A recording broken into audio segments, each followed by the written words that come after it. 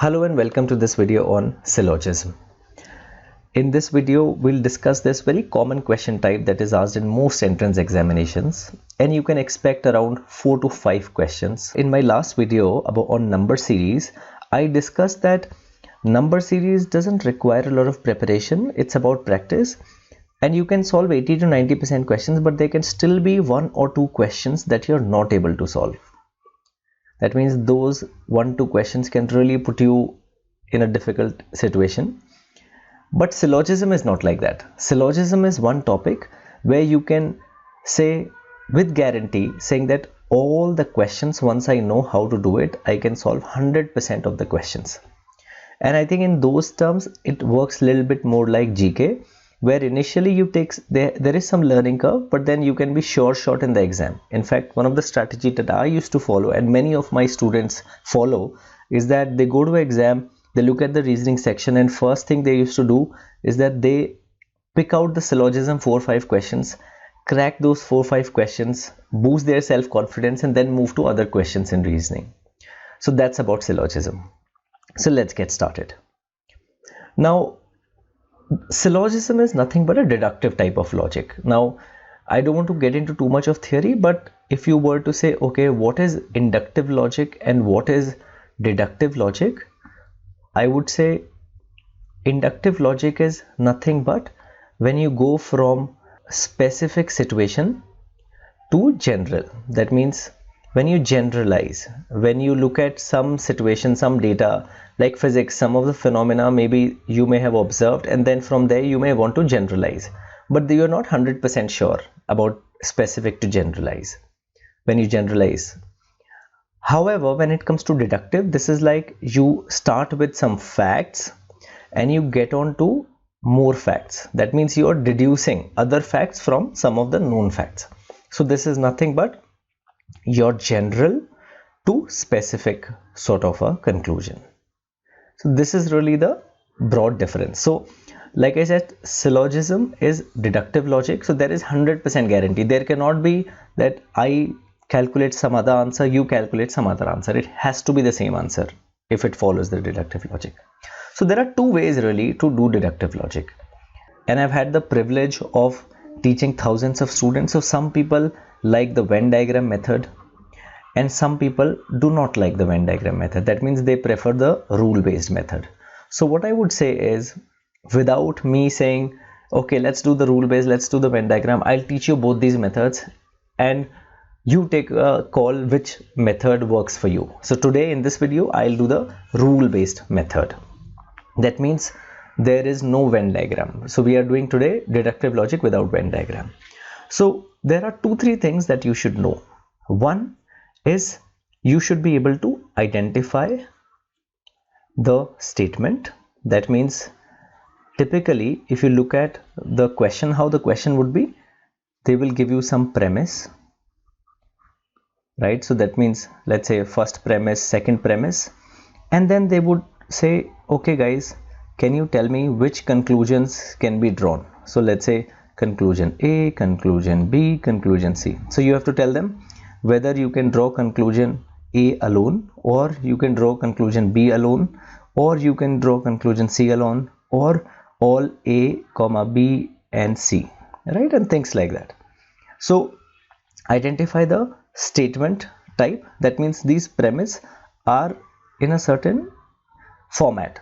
So it could be, let's say, all cats are hens, okay? Or it says some chairs are cats, okay? So these are 2 different type of format. This is saying all cats are hens, this is some chairs are cats. So we should be able to identify that, okay, what are these different types? So these are normally your terms. So for example, every statement will have 2 terms, right? This also has 2 terms, chairs and cats. So identify the type of statement. So we will do that. And second, you find a distribution pattern. That means you try to say what is distributed, what is not distributed. Now don't worry too much about distribution. I don't want to get into that theory. but you have to say, okay, whether it's distributed or not distributed. And once you identify the type of statement, once you identify the distribution pattern, you apply some basic rules and get to your answer. Okay, so now let me tell you what are the different types of statements. So if you were to talk about the different types of statements, there are 4 types of broad statements.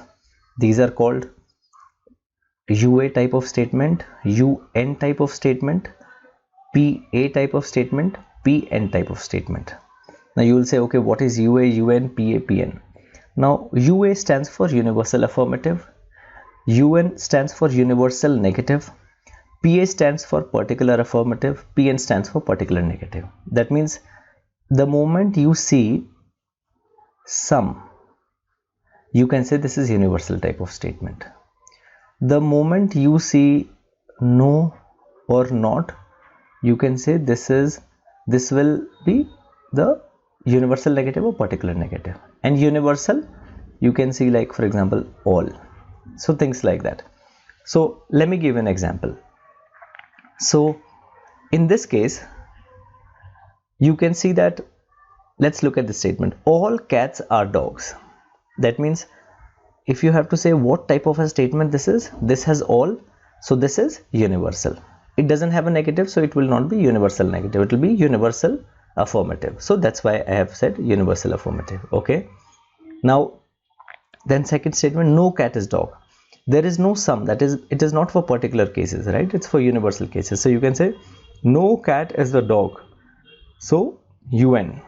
So that's why I've kept here UN. Some cats are dogs. So this is for some. The moment you see some, it has to be your particular case. And because there was a not here, we had said particular negative. So that means don't get into the jargons, but this is, you will say the moment you see a term like this, all cats are dogs, and these are just terms. So don't worry about saying that I have not seen a cat which was a dog. I mean, these are just terms. It could be all cats are tube lights, right? All dogs are chairs, but it doesn't mean anything, right? So you have to just say, okay, these are terms. So now universal affirmative, that means this is UA, like I said, this is UN, this is PA, and this is PN type of statement. Now once you're able to identify the type of statement, I think your first step is really completed, right? Once you've identified, you should also learn how the distribution happens of these. That means every time you come across a statement which is of UA format, something you should remember is that every UA statement, and every statement has 2 terms, like term 1, term 2, first term, second term, first term, second term, first term, second term, right, and so on. That means every statement has 2 terms. Now there is something known as distribution of the statement. So for simplicity, what we will assume is that if something is distributed, we will consider this as tick mark. Something that is, let's say, not distributed, we will say this is cross. Okay, so that means universal affirmative. Every time you get a universal affirmative type of statement, that means first term is distributed, second is not distributed. Okay, ignore this part. Universal negative, first term is distributed, second term is also distributed. Okay, particular affirmative, first term not distributed, second term also not distributed. While particular negative, always first term not distributed, second term distributed. So that means 2 steps I have told you, right? One is you should be able to identify the types of statement. So every time somebody says any statement, let's say some dogs are not bats, so you will say some particular and not, so particular negative. And you should remember that, okay, if any statement is of UA format or UN, what will be the distribution pattern? So blindly, without looking at the statements, you can say any statement of this format UA will have first distributed, second not distributed. Similarly for UN, it will be tick tick, distributed, distributed. This is not distributed, not distributed. This would be first not distributed, second distributed. So this distribution pattern is something you should remember. That means if we do up till here, half our job is done. If we have understood to identify the statement, we have understood the distribution pattern. Okay, now what's the next step? There are a few more rules that we should know. What are those rules?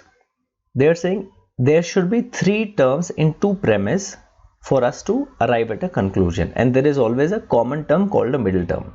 That means if you look at my previous question that I had given you right here, so I said from these 2 statements you have to draw conclusions. You saw there were some, how many terms? 1, 2, 3, 4, but there are not 4 terms actually.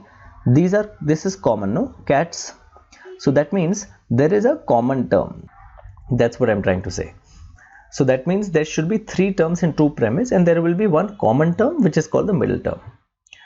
Now for a valid conclusion, the middle term should be distributed at least once.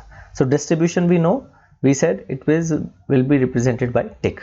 That means if your middle term will be twice, if they are of such format that both times there are, let's say, not distributed, it's a cross, you cannot draw a conclusion. Okay. A term cannot be distributed in conclusion if it was not distributed in premise. So for example, if let's say there are 2 statements, right, and then finally you have some conclusion and you have to say, okay, whether this can be drawn or not. So let's say a term was present in premise which was, let's say, cats, right, and now this is also, you have to say, okay, in conclusion whether cats is coming, but we have to say whether this can be drawn or not. If this was not distributed, right, it was in a format which was not distributed, now it cannot become distributed. Okay, and I will teach you this through an example. Okay, also 2 particular conclusions will lead to no conclusion. That means if you have 2 sum plus sum, or sum not plus sum not, or sum plus sum not, you cannot come to a conclusion, right? That means it's a 5-second thing and you can say you cannot draw conclusion. Okay, negative plus negative, 2 negative statements, no conclusion again. Now this could be universal negative plus universal negative, particular negative plus particular negative, or universal negative plus particular negative. Universal plus particular, if there is one universal type of statement, second is particular type of statement, your answer would be in particular statement format. Universal plus universal, you can arrive at a universal answer or you can arrive at a particular format answer. Okay, conclusion. So these are all these side conclusions and this is all premise. Okay, if a affirmative statement is there with a negative statement, usually your answer is negative. So these are some of the rules that we should remember. So what we've done is, up till now we have discussed all the theory, all the rules, and now it's about questions. So what I would suggest is, at this moment, why don't you take a pause? You may want to go through these rules once again, and then once you go through these rules quickly in 2 minutes, and then you can start this video. Okay, now I will move on to questions to really teach you how do we play this game of Venn diagram, right? So I treat this like a game. So I say, okay, tick cross distribution, I make it fun, and I say this can be done very, very easily. So let's look at the first question on the screen, which says, okay, premise. So he is saying given below are 2 premises, then there are 2 conclusions. We have to find the codes. So codes are whether one only can be drawn conclusion, or 1 and 2 both can be drawn, or only second, or neither 1 nor 2. Okay, now, so how do we do this is, first is, you have to keep the rules in the back of your mind, right? So the moment I look at this question, I will say sum plus sum, particular plus particular. I know there cannot be any answer, right? So I would have said, okay, in 5 seconds I can calculate the answer. Now only be careful about one thing. Okay, when somebody says, for example, some cats are dogs, and sometimes these examination setters, they can fool us. In the conclusion, they can write something like this: some dogs are cats. And let's say the other premise was whatever. Let's say other premise was some cats are pens. Okay, for example. Now what normally you'll do is, you'll say sum plus sum, no conclusion. But see, just be careful about the type of statement. Sometimes do like this. That means they have just kept the reversal of the statement. And by logic we can say this was not distributed, this was not distributed, because that's the PA type of format, right? Particular affirmative. So we can say yes, we can derive that. If somebody says at least one cat is a dog or some cats are dogs, you can say yes, some dogs are cats also. This is something you can by common sense derive, right? Because some dogs are cats, again this is in this format, that means we can say this. So this is just the reversal kept of this statement. So don't get fooled by the examiner and don't jump and say no conclusion. In this case, this is a valid conclusion, right? Let's come to this case. Now this is not that case, right, where they have reversed and kept. Fools intelligent, intelligent fools we don't have. Intelligent great, great intelligent, okay, but this is not in the sum format, okay? So in this question we can say particular plus particular. We already know there are no conclusions. The other way to look at it is, now tell me, this is of the format this, right? Because this is a particular affirmative type of statement, this is also a particular affirmative type of statement, and I know the distribution of particular affirmative is in this format only. Both are not distributed. Now your common term is intelligent, right? That is not distributed even once. So many rules, but you can use any of the rule to say, hey, the common term is not distributed, you cannot come to an answer. Or particular plus particular, you cannot come to an answer. So it would be neither one nor two. That should be your answer. Okay, let's move to the next question. Okay, now universal and particular. So typically how do we play the game? We will say this is of the format universal affirmative, right? Because you can see all, right? There is no not, so it is not a negative statement. Universal affirmative. So universal affirmative, I should know in my mind saying that universal affirmative, first term is distributed, second term is not distributed. This is something I should always remember, okay? Remember the same thing I had told you, right?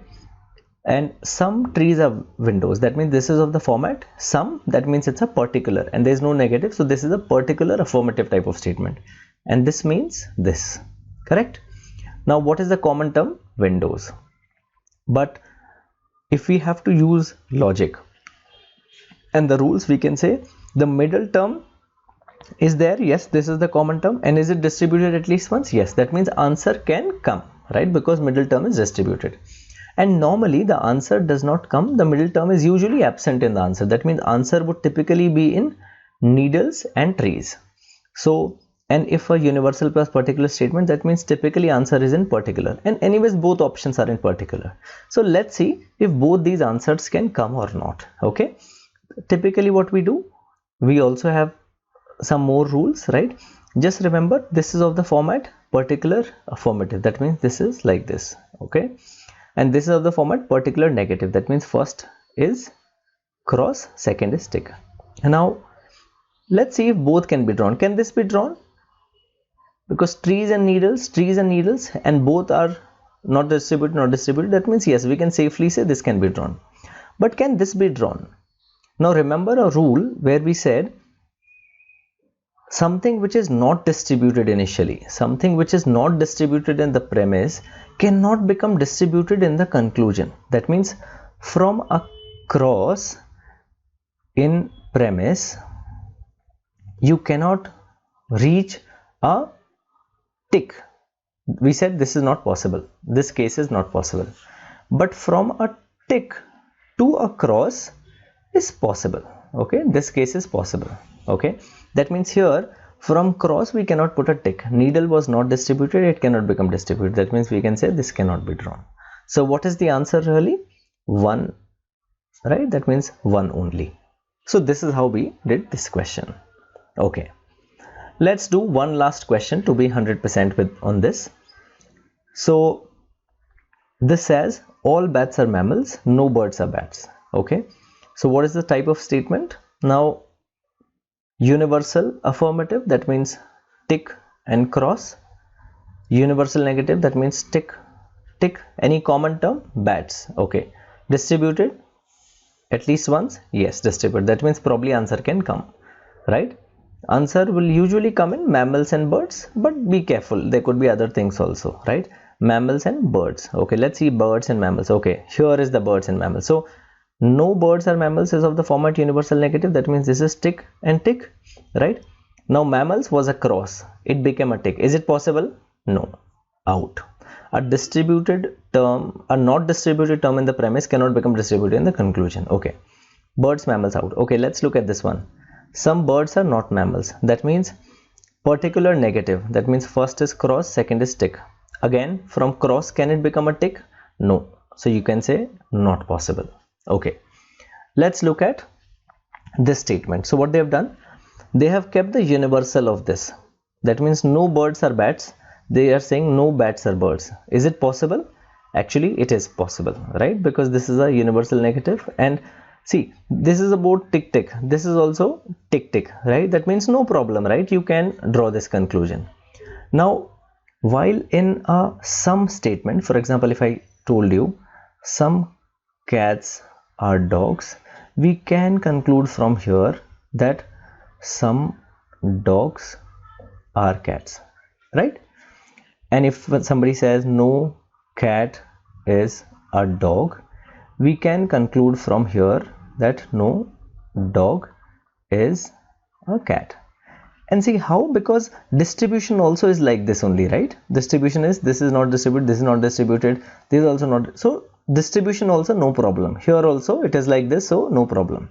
However, if somebody says if all cats or dogs is given in the premise, can we conclude from this all dogs are cats? Can we conclude this from this? So you should not say this is just a reversal, it is possible. No, because here distribution is like this, tick and cross, but here is what? Tick, cross. Something that was not distributed, dogs, has become distributed. Is this possible? No. Okay, let's look at this one. All bats are mammals. Can we say all mammals are bats? No. This we cannot say. Why? Because bats is tick and mammals is cross. Now in this situation it will be tick cross because it's a UN format, right? And that means first term distributed, second not distributed. Now see, mammals was not distributed. They are saying it is distributed. That means this is not possible.